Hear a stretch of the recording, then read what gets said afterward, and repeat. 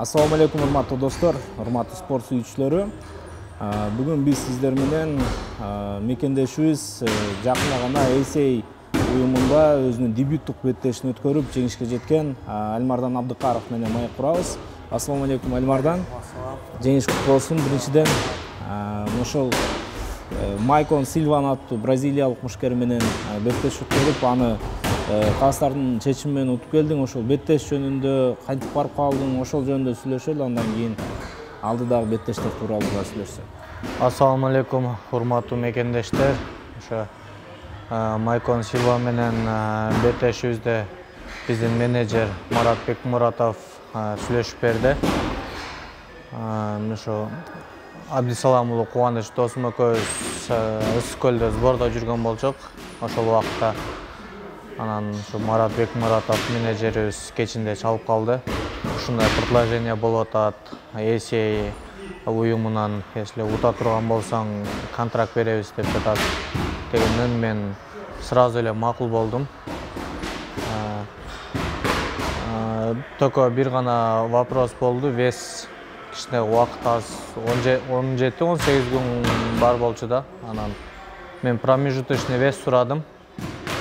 Анан бизге бир 700 грамм допуск кылып беришти. Ошол болгон 700 грамм гана допуск кылып бере алабыз деп. Мен макул эми мындай шансты колдон кетирбейли деп бойду кабыл алып, ошо весибизди ровно жасап, ошо бойго чыктык. Автоунаа утуп алуу жөнөкөй. 100 iPhone'дун бирин утуп алуу жөнөкөй. Эч кандай маселе жок. Жөн гана балансыңды толуктан. Жөн гана мой О тиркемесин колдон. Жөн гана билеттерди топтоп, ийгилигиңди кармап кал.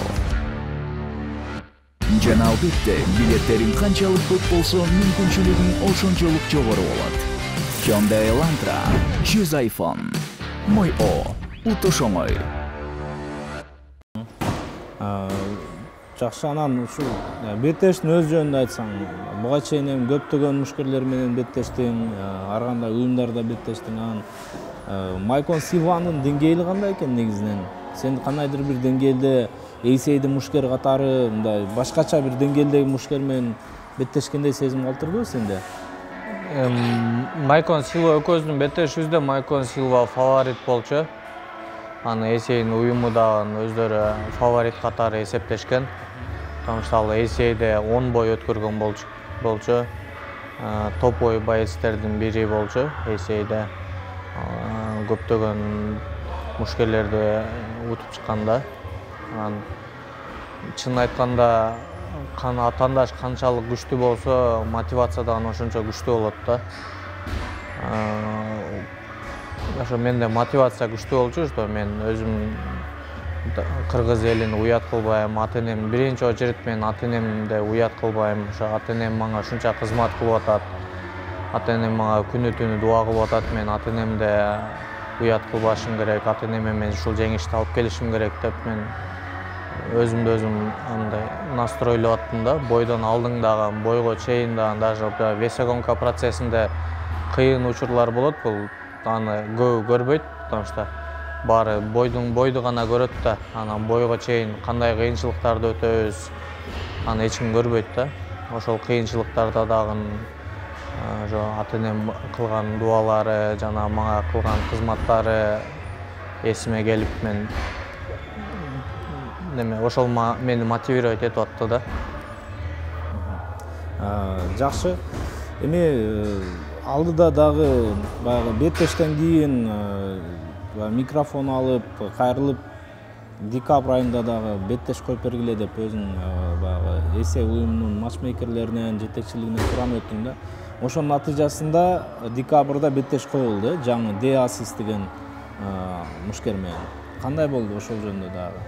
Ооба, ошо биз өзү планыбызда бар болчу. Мен утканымда ошо ACA'дин эң топовой боецтердин бирине беттешке чакырыштычы.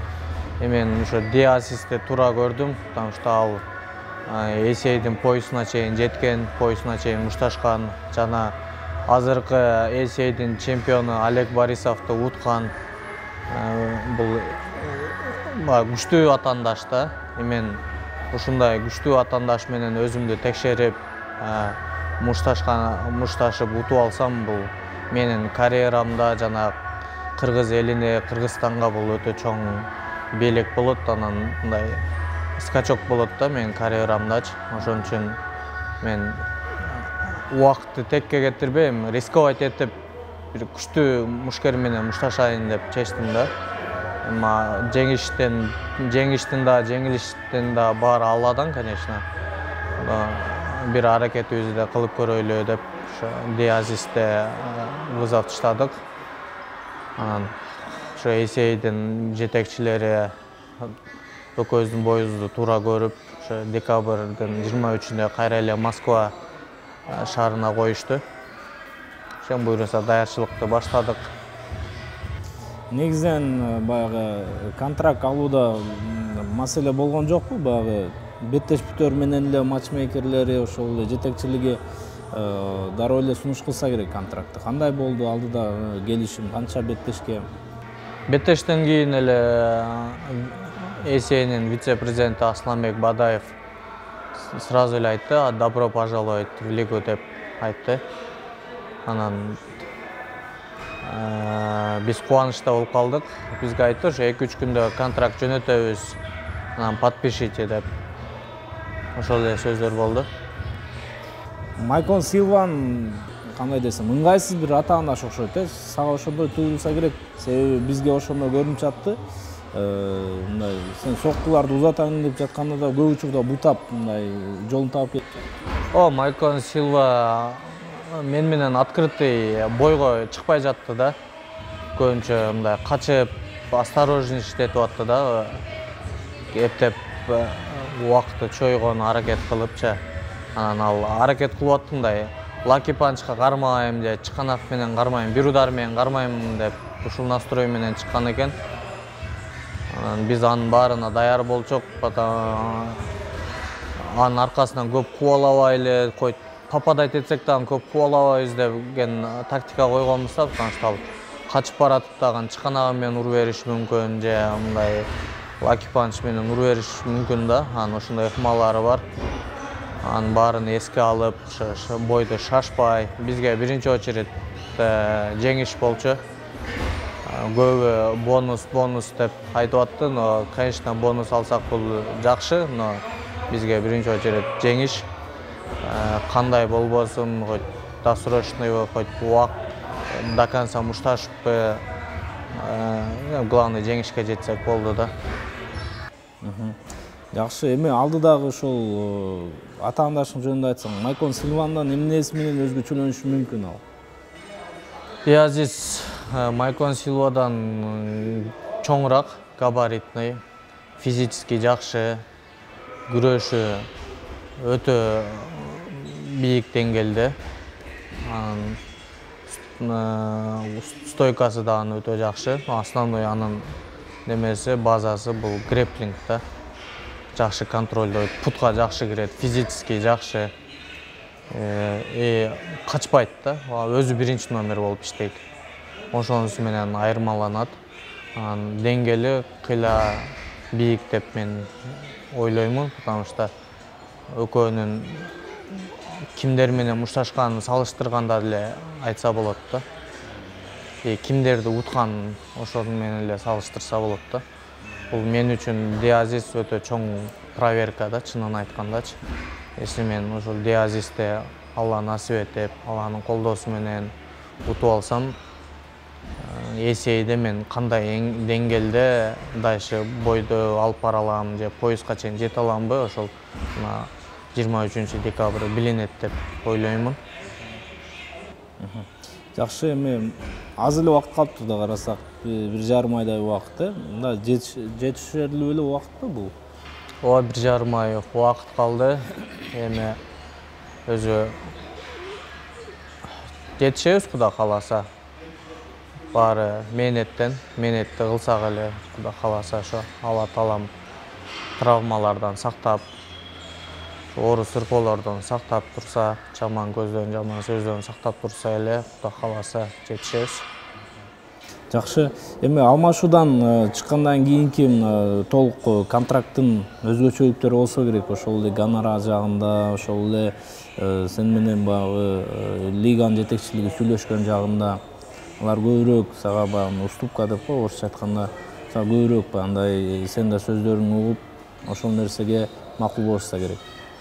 Ооба, чын айтканда Эйсей мага жакшы условия менен түзүп берди. Бул көбүнө мындай условия түзүп берчү эмес экен эле. Баары эле ошо аз гонорар менен урушупчу. Анан мага ошо Эйсей өзү кызыгып калган үчүн жакшы ошо биринчи боюмда орточо гонорар менен түзүп берди, ама экинчи боюма уже жакшы условия менен беришти да. Мен буга ыраазымын. Чын айтканда бул бир гана мени кызыккан үчүн эмес, бул жерде Марат Бекмуратов байкебиздин да чоң менети бар. Ошол жерде сүйлөшүп, ошо бизге жакшы условияны тартуулап бергенине чоң рахмат айткым келет. Альмардан биринчиден ыраазычылык, сага ушинтип убактыңды бөлүп биз менен маек курганга макул болгону үчүн. Анан буга чейин айтканда алдыда беттештериңе ийгилик, жалпы карьераңда өсүш өнүгүш боло берсин. Рахмат болуптур.